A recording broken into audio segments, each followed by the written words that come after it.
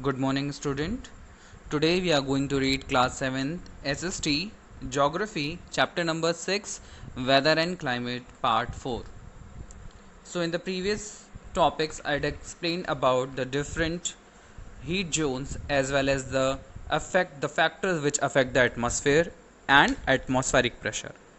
Also, I'd explained about the distribution of pressure, in which how the wind is affect and how the wind works to affect the temperature of the particular area. So that those all things we had discussed in the previous videos. So now in this video I will explain about the humidity and the moisture. So what is moisture basically? So moisture is what? It is a water that is present in the atmosphere. So moisture is what? It is the water that is present in our atmosphere basically. So moisture in the atmosphere in the form of water vapor, liquid means water, ice, that controls most aspects of our weather and climate. So moisture is also is responsible for controlling our weather and climate. Means they are very helpful for the controlling or making the weather and climate. Atmospheric moisture is expressed as cloud, precipitation, storms, and other phenomena. So, atmospheric moisture it helps to create in the cloud, and cloud led to the precipitation. It also led to the storms and the other various phenomena that we'll read in this video. The amount of moisture in the atmosphere varies laterally from place to place and vertically between different height in the atmosphere. So the moisture that is present in the atmosphere, the amount of moisture basically it is different from place to place and also from the lower level of the earth's surface to the up to the troposphere or the beyond the troposphere also. So this is the amount of moisture that is different and that is varies because of the different temperature and the weather phenomenon reason. We commonly use the term humidity to express how much moisture is in the atmosphere. So what we use the humidity. The humidity is a term that express the moisture in the atmosphere, means how much water or how much water vapor is present in our atmosphere. So humidity is the amount of water vapor in the air. If there is a lot of water vapor in the air, the humidity will be high. So if there is a maximum amount of water vapor, definitely the humidity will be high. So the higher humidity, it creates the it makes us feel the wetter outside. So what if there is a more humidity, if there is more water vapor in the atmosphere, so it makes us feels wetter. And you know that sweaty, sometimes we feel also sweaty during the when humidity is more. There is an instrument which measures the humidity, that is known as the hygrometer. There you can see the picture of hygrometers. It measures the humidity that is present in our atmosphere. Before starting the other topics, first of all we have to know that what I had explained, the moisture that is it is present in the various forms, whether solid, liquid or gases, that we have to understand how it is present in the atmosphere basically. So this presence led to give the that gives the chance to appear the water cycle. So what is water cycle? From your junior classes you have read various things about the water cycle, that is also known as hydrological cycle or the hydrologic cycle. So basically this is the cycle, or this is the continuous movement of water moisture from the different shapes, whether the water vapor or water or the ice. So this movement led to the continuous movement led to the formation of the water cycle basically. As it is described as the continuous movement of water on above and below the surface of the earth, means from the surface of the earth up to the above the surface of the earth. The water moves from one reservoir to another, such as from river to ocean. Means when water started moving from one place to another, like rivers to ocean or ocean to atmosphere. So this movement is created by three main factors. The movement which creates the water cycle, it is led by the three factors. These are evaporation, condensation and precipitation. So basically these three factors which gives the birth to the water cycle. There you can see the picture, it is helpful to you. The evaporation from the ocean and lakes and stream. So how the evaporation take place? Sorry, evaporation take place because of the sun.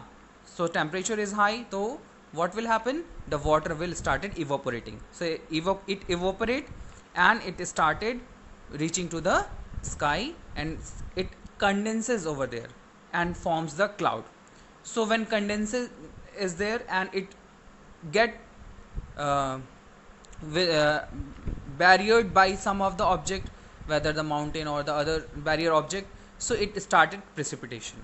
Again the water will goes to the ocean and lakes and the other water bodies.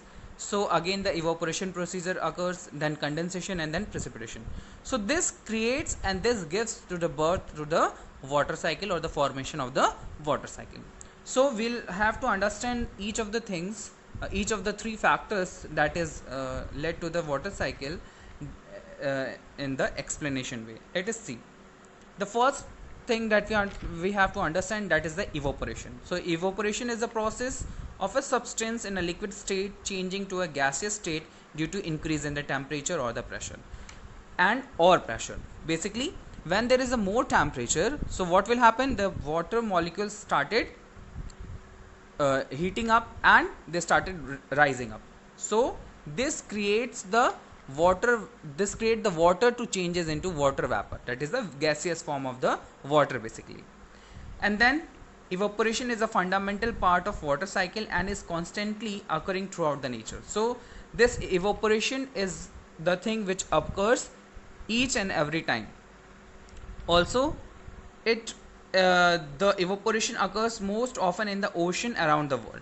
So where the ocean is present, and also the oceans that covers the vast majority of the earth from poles to equator. You know very well that ocean, the water bodies, is present from the polar region to equatorial region in the both hemisphere, northern hemisphere as well as the southern hemisphere. So these evaporation procedure only occurs in the ocean. Most of the evaporation process occurs in the ocean basically. What is the reason behind that? The reason is that the water is present on the surface, that is get heated by the sunlight. So it is only possible where the sun rays reaches at the most. Means the sun rays reaches at the most where? At the equatorial areas. So the water bodies which is present at the equatorial areas, the oceans and the other water bodies, they will get evaporated only because of the temperature. Rest part, the water bodies which is present at the near the polar regions and in the southern and the northern hemisphere, they do not get evaporated. The quantity of evaporation is very less over there, or it is it is zero basically. But at the equator and its peripheral areas, the evaporation procedure is at very high pace. Now the evaporation basically that creates the what it helps to water to changes into gaseous form or the water vapor basically. So what will happen after that? When the water get with contacted with when water started rising up and it reaches to the sky, so what will happen there? There is condensation. The next procedure of the after the evaporation with the water is the condensation. So condensation is what? It is a process of transformation of water vapor into water or the ice. So basically the condensation is what? It is the another next process after the evaporation, that water vapor get changes into water or ice, both form it can take. It is caused by the loss of heat, and heat is termed as a latent heat. So when it reaches up to the sky, so there is a loss of heat, means it shifted its place.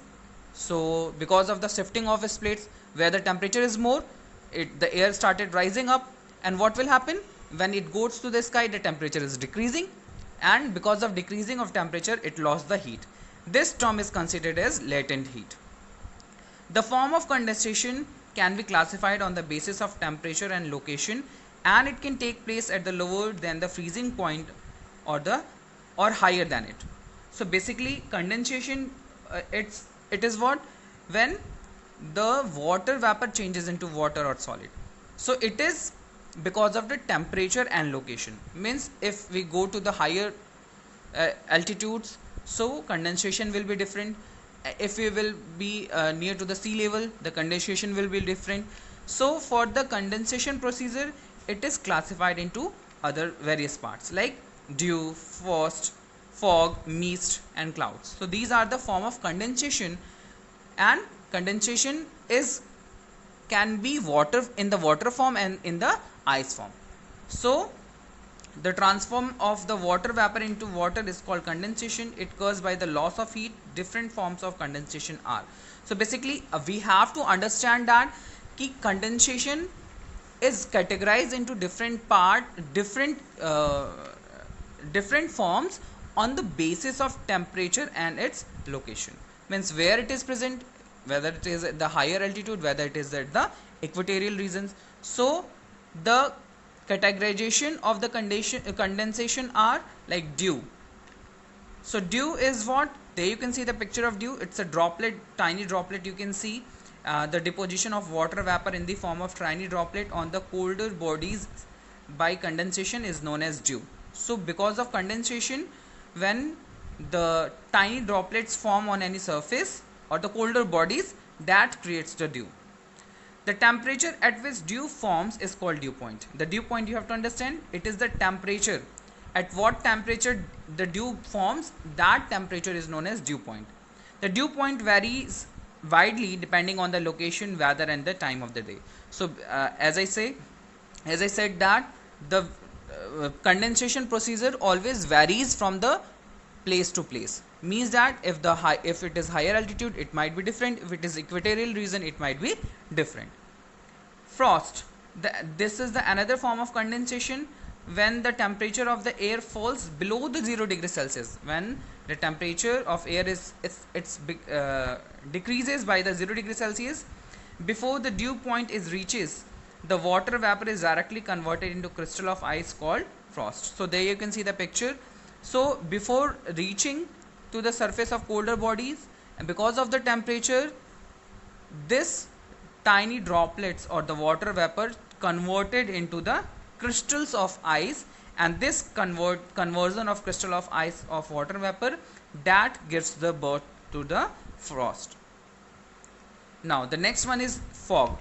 The fog is another form of condensation, that is the extremely small water droplets suspending in the atmosphere and reducing the horizontal visibility is fog. There you can see the picture of the fog. Fog is what? It's a very small droplets that that reduce the horizontal visibility. Means because of the fog, we are not able to see too much far. So in the winter season, you have experienced the fog, that because of the fog, we are not able to see the clearly during the winter season. Mist, it is another form of the fog, but it is less dense than the fog. So it is also a water droplets that also reduces the visibility, but it is less denser than the fog. What is there? You can see the picture of the fog and the mist. The another form of the condensation is the ream. It is what? It is formed when the wet fog having super cool droplets immediately freeze on the striking object. So when the tiny droplets reaches to the colder objects, it started freezing on them. directly, means the when it at the time when it get strike on the object, it started freezing. So this gives the burst to the ream. Now the next is the smog. Smog, it is the combined effect of smoke and fog. So when there is smoke and fog, that creates the smog. So if smog is a droplet that reduces the visibility, and there you can see the picture. This is the picture of smoke. That is the mixture of smoke and the fog. The next one is haze. Haze is what? It is some solid particles like dust, smoke, and fire and industry restrict visibility. So basically, it is also kind of smoke, but in this haze, the there is some small tiny particles, dust particles are present, and also the industries which releases its poisonous gases, that also get mixed with the smoke, that creates the haze. It also restricted the visibility. So smoke and haze uh, are it's look alike. It both reduces the visibility of the visibility. Basically, we are not able to see the through from any because of the smoke and the haze. So these are the forms of condensation. After condensation, what happens when it changes into water or water vapors? So it started falling on the ground. So the falling of the water droplets on the ground, that is considered as precipitation. Generally, precipitation falls to the surface and forms the smaller droplets. So when waters after condensation, when water falls on the earth, so it is in the form of smaller droplets. It combines and collides with the other raindrops or ice crystals within a cloud. So basically, when raindrops occurs, so it sometimes is get collide with the ice crystals in cloud only. The raindrops ranges in size from obtail pancake like shape for the larger drop to the small spheres for the smaller drops. Basically, the shape of the rain is different every time, because of the water vapor present in the the condensation procedure, that gives the shape of the rain. Like raindrops, it can be up to 6 millimeter in the diameter, but anything less than 0.5 millimeter in the diameter is classed as a drizzle. So if it is minimum than the 0.5 millimeter, it is considered a drizzle. But if it is 6 millimeter in the diameter, so it is considered as raindrop. The drizzle consists of very small droplets of water falling from the low level stratus cloud. So this is the stratus cloud which gives the which makes the drizzle to rain over any part. So raindrop is the precipitation that creates the that's give the birth to the rainfalls. So there is an instrument that is known as rain gauge. So rain gauge is the instrument which gives the measurement of the rain. So how much rain is occur, that is observed by the rain gauge. So rain gauge, there you can see the scale is there. So up to what level the rain is the raindrops or the water is leveling at the scale, that is the number of rainfall or the measurement of the rainfall, like 70 centimeter, 100 centimeter, 70 millimeter, 100 millimeter. So these are the different scales or the different measurements of the rain gauge or the rain with the help of rain gauge only. Now hail.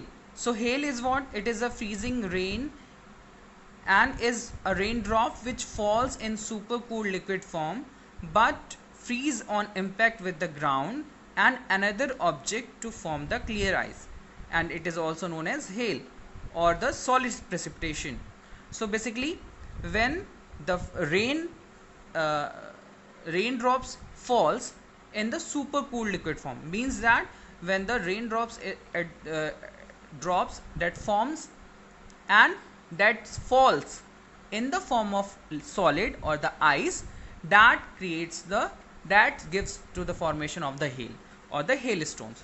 So there you can see the picture of hail, and this creates the bigger pieces of hail, and this the formation of hail means how the hailstone get formed. Let us see. The formation of hail only form in the cumulo cumul oni cumulonimbus clouds, and this more commonly known as thunder clouds. So they get larger and larger by becoming coated with more and more ice. So it get layered by layered, and when they get really big, the cloud cannot hold them up anymore and they fall to the earth. So when this thunder cloud get layered by layered and started coating with the ice, means more ice and get layered, so when it become big, so it cannot hold and it started falling on the earth. So and by this time they are big balls of ice, so they don't have time to melt before they arrive to the ground. So when they reaches to the ground, they don't have enough time, and because of that they falls on the earth ground at the bigger shape. Sleet, there you can see the picture of sleet. Sleet is the rain or the snow mixed. Sleet or pellets is a snow which started melting before it reaches to the ground. So as you have seen in the formation of hail, that is a layered by layered ice is present in the thunder clouds. So when it reaches to the ground without melting, that create the hail, and when it started melting before reaches to the ground, it gives the birth to the sleet. The next formation is the snow. Snow is what? It is a tiny ice crystals that stuck together to become the snowflakes. If enough ice crystals stick together, they will become heavy enough to fall to the ground. So basically snow, there you can see the picture of snowfall. So snowfall is what? It is a tiny ice crystals, and they again when the cloud become heavier, they started falling onto the ground. This is the another form of precipitation. It is also a solid form of precipitation on the earth surface. Now we have to understand the rainfall or the raindrops is categorized into three different precipitation. The three different precipitations are the conventional precipitation, the relief precipitation, and the cyclonic precipitation. So we'll see all these things in this topic. So first of all, let us begin with the topic of conventional precipitation. So conventional rainfall occurs when the energy of the sun heats the surface of the earth and causing water to evaporate to form the water vapor. So basically what happens when sun heats the surface of the water surface basically, and that gives the that makes the water to evaporate and form the water vapor. When the land heat up, it warms, and the air above it, this causes the air to expand and rise. As the air rises, it cools and condenses. So when the air molecules rises up, and it and after rising at the in the atmosphere, it become cool, and when it become cool, it condenses. This process of condensation forms cloud high in the atmosphere. So because of that, when the hot air, when it reaches to the atmosphere, it started, because of the condensation, it started forming the cloud. This process continues, rainfall will occur. So because of the reaching of the water vapor into the sky, this started continuing, and if it is continuing, the rainfall will occur. This type of rainfall is very common in the tropical areas between the Tropic of Cancer and Tropic of Capricorn. So basically conventional precipitation occurs near the equatorial region, the torrid zone basically, and this is in between the Tropic of Cancer and Tropic of Capricorn. So the simple thing that you have to understand, when the surface is get heated up, so water which is present over there, it evaporated, and when it get evaporated, it rises up to the sky and it condenses, and when it get condenses, it started falling onto the earth in the form of precipitation. The precipitation might be in the solid form or the liquid form. There you can see the picture. The sun heats the land and the air above. So when the water get heated and started into the form of water vapor, and it started moving towards the atmosphere. When warm air rises, the cools and condenses, forming the cloud. So when it rises through the atmosphere, it started condensation and it started forming the clouds. And when it's cooled down, so what will happen? It started the rainfall. So this creates the conventional precipitation at the equatorial region or the torrid zone region, where the temperature is more. Like when the sun heats the ground and warm air rises. As the air rises, it cools and water vapor condenses to form the cloud. So after condensation, what happens? The formation of cloud is there. When the condensation point is reached, large to cumulonimbus cloud are formed and heavy rainstorms occur. So because of the cumulonimbus cloud, the heavy rainstorm occurs. This usually include the thunder and the lightning due to the electrical charges created by unstable condition. So when the rainfall occurs at the heavy range, means it heavy rainfall occurs, so it also started the thundering and lightning, because the electrical charges is there, and electrical, because of the in the atmosphere, electric charges started rubbing to each other, and because of that the thundering and lightning started. The conventional rainfall is very common in the areas where the ground is heated by the hot sun, such as tropics. So as I explained, it is always been found in the tropical zone or the torrid zone basically. This is why the areas such as Amazon rainforest experience the heavy rainfall most afternoon. So because of the temperature, the equatorial region or the torrid zone, it gets the maximum amount of heat, and because of that only, when it get heated, it get evaporated, and after evaporation it condenses, and after condensation it falls on the next precipitation is the orographic rainfall or the relief precipitation. So there you can see the relief is there, the mountain is there, that gives the formation of the relief precipitation. So how it occurs? So this type of precipitation occurs when the warm and humid air strikes on the orographic barrier like a mountain ridge head on. Because of the initial momentum, the air is forced to rise. So there you can see how the orographic rainfall or relief precipitation works. There you can see the moist and the rising air. So when temperature is there, so it started rising the air, and what will happen? It condenses, and when it the water vapor condenses and form the clouds, and when it get in the contact with the mountain and started a rainfall. So this creates the precipitation. But there you can see the precipitation only occurs at the one side. So this precipitation is occurring because of the mountain barrier. So this is the relief precipitation. But at the next side of the mountain, it does not get the rain. So this creates the rain shadow region. And when the whole clouds get means the whole rainfall is finished, so the dry air it moves across the next side of the mountain.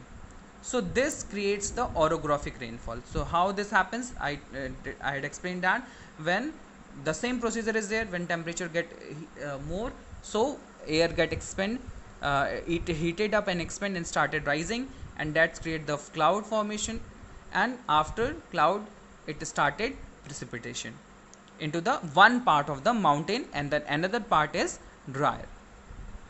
As the moisture laden air gains height, condensation set in and soon saturation is reached.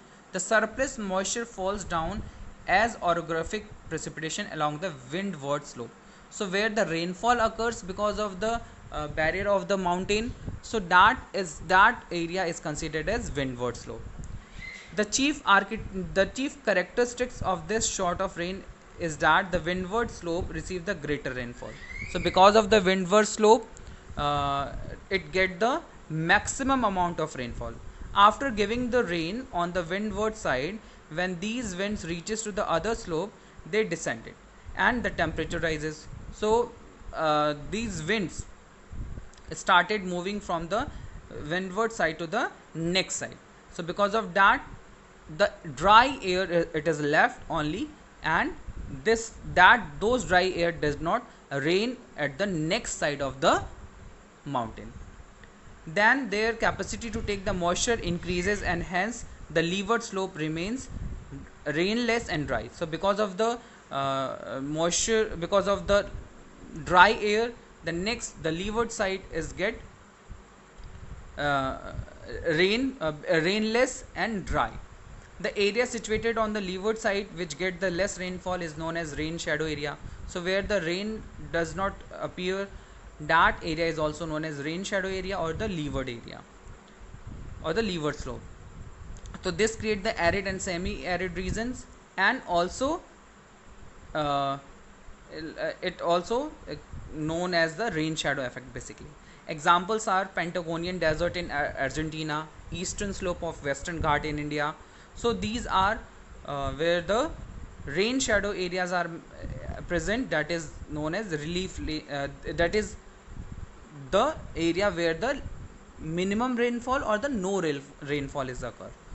Example, Mahabaleshwar situated on the Western Ghat received the more than 600 centimeter rainfall. So this is the more rainfall that is received by the Mahabaleshwar, but at the windward side, at the west rain shadow side where the Pune is there, it is the rain shadow area, it only get the 70 centimeter rainfall. So this is the example of windward side and the leeward slope or the windward slope. The next is the cyclonic precipitation. So this kind of precipitation is mostly found in the temperate zone where the low pressure belt is there, and because of that cyclonic precipitation occurs when the warm westerlies and the cold easterlies meet with each other. So when warm westerlies and cold easterlies started mixing with each other, so that gives the birth to the cyclonic precipitation. Warm wind expand and being lighter rises over and heavier cold winds that sink below them. So when the whole procedure is repeated, when again the water vapor expand, the warm wind expand and it started being lighter, and when it rises up to the atmosphere it becomes cooled, and they started sink down, they fallen down on the ground. As the wind rises, evaporation and condensation take place, followed by precipitation which creates the cyclones that travel with the westerlies and cause the heavy precipitation. So when this precipitation occurs, the procedure of precipitation occurs in the temperate zones, so westerlies, the warm westerlies started coming, and that gives the birth to the heavy precipitation. Because of the westerlies only. The procedure is same, but when the westerlies enter in the temperate zone, so that gives the heavy rain precipitation. The large part of Western Europe experience this kind of cyclonic precipitation. So this cyclonic precipitation is almost experienced by the Western Europe part, and because of the interference of the westerlies and the cold polar easterlies, the cyclonic or cyclone occurs, and that gives to the formation of the cyclonic precipitation. There you can see the cold air and the warm air, it's started coming together towards each other, and that's give to the chance to the birth of the formation of the cyclonic precipitation. Weather forecasting. So weather forecasting you have heard very well from the various news, television, and this help us to know about the previous weather as well as the upcoming weather and the present day weather. So meteorologist and the demeteorologist, they study the element of weather and climate. So they are the two people, they are the two particular person, the department whose responsibility is to check the all element of the weather and climate. At the various weather station, all the elements are measured and result are analyzed. So when after measuring all the elements, they prepare the result, and after that they started forecasting. After that, the predictions are made about the weather. So when the all result is prepared, so they started predicting all the things, all the weather procedure. So after that, weather forecasting given us on an idea about the kind of weather we can expect in the next 24 hours. So weather forecasting, it help us to know about the what kind of weather will be there in the next 24 hour, as well as it also help us to know about the next upcoming days weather. So these weathers are the forecasting of these weathers are not that authentic, but it is relatable to the, it is near to the authenticity, means it is real to the it is near to the real uh, weather forecasting. With the help of newspaper, television and other means of communication, we are eligible to, we are able to know or get the report, weather report, that provides us the what kind of temperature or what kind of weather will be there in our area. So this is the weather forecasting. So this chapter is over, and you have to write the different forms of condensation in your homework copy. Thank you, students.